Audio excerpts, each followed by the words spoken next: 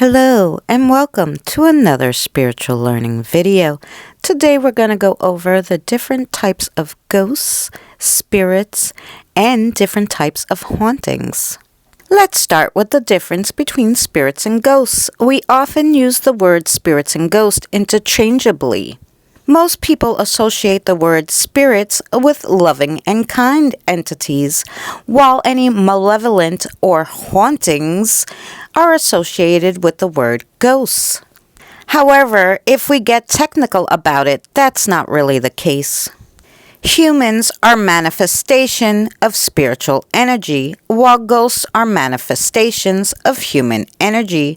Ghosts are impressions in space and time. They're an image that is unlikely to interact with you, while spirits are the souls of humans and other sentient beings like animals who have passed on. Spirits can interact with you and the physical environment if they choose to do so. Ghosts are oftentimes unaware they're ghosts, while spirits are aware and active. Ghosts create residual hauntings. Residual ghosts are tied to a specific location, usually associated with a traumatic event or emotional experience. These ghosts replay that particular moment from their lives over and over. These ghosts, in theory, are like a tape recorder. They're mental impressions from a traumatic event that are projected onto objects in the form of energy to be replayed in certain conditions. Residual ghosts are sometimes called imprints as well because they're imprinted to a specific place and pattern of behavior. Sometimes these ghosts may only appear on the anniversary of a significant event, like their death. Spirits, on the other hand, are interactive personalities. This category includes any spirits that can interact with the living world. They're intelligent and self-aware and can appear physically, audibly, or telepathically. They may be able to touch people or objects and create smells that were associated with them, like perfume or tobacco.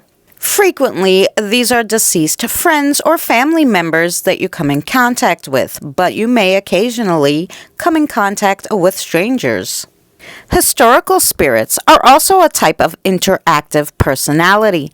These are historical figures like Abraham Lincoln, for example.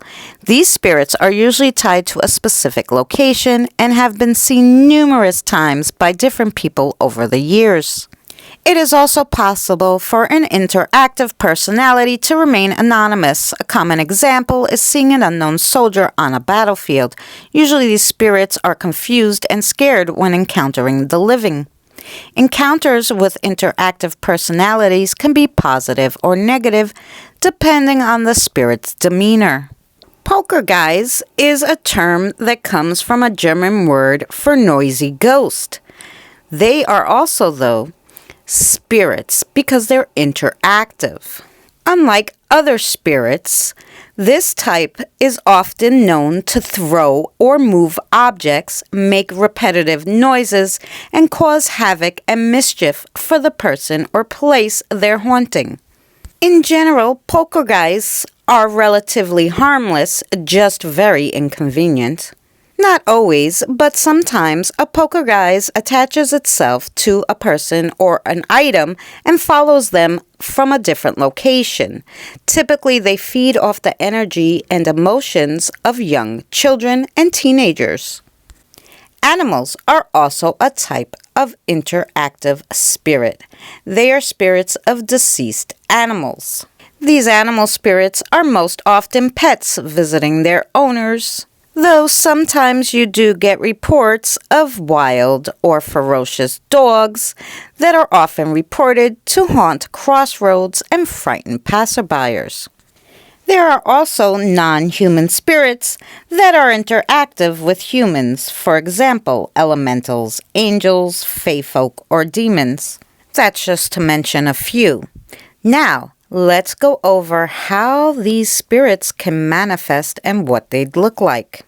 Orbs are frequently photographed balls of light that are believed to be the souls of the deceased. An orb is often the first form a spirit takes before it becomes a full-bodied apparition. Frequently found in homes or old buildings, these funnel spirits take on the form of a swirling funnel or vortex and are often associated with cold spots. Many believe these are former residents or loved ones returning to visit. When caught on camera, funnel spirits often appear to be a wispy spiral of light. Then we have a category called inanimate object ghosts. Sometimes they are considered to be a type of residual haunting. These inanimate object ghosts are a manifestation of an object without a soul. Some common sightings include ghostly appearances of old ships and trains that no longer exist. Usually these vehicles met a tragic end. These phenomena are usually rare and mostly non-reoccurring. Ectoplasm or mist spirits. These spirits appear as a swirling mist or fog, usually floating several feet off the ground. Sometimes this ghostly fog appears before becoming a full-bodied apparition. Mist spirits can appear almost anywhere and are frequently spotted in graveyards, battlefields, and historical locations. Our next type is super rare. They're called living spirits. While extremely rare, living spirits are manifestations of a living person who is in currently a different location. Sometimes the living person is in danger and their spirit returns to a safe space or come to warn a loved one of danger. These people can also be in deep comas. Since these events are rare and non-reoccurring, they cannot be thoroughly studied. Now, there are many spirits that are cultural spirits, and this is many cultures have their own mythology when it comes to spirits and hauntings, and there's way too many to go over. Just to give you some examples, in India they have the Buddha ghost. You have the Preta, which is a hungry ghost from Chinese folklore. The Anryo from Japan, which is a vengeful ghost. You have the Payan in Thailand. You have an African ghost called Madame Koi Koi. In Europe, you have the Banshees and the Doppelgangers.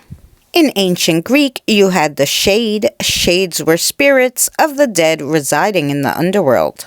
North and South America have the Lady in Red and Phantom Hitchhikers. Wraiths are popular amongst a lot of cultures. However, there are different types of wraiths, and the beliefs are different.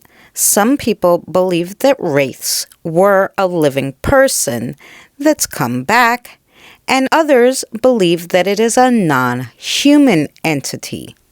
You have shadow people or shadow figures or shadow beings.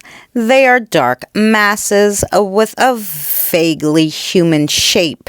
Phantoms, which are specters that are basically spirits that you can see visually.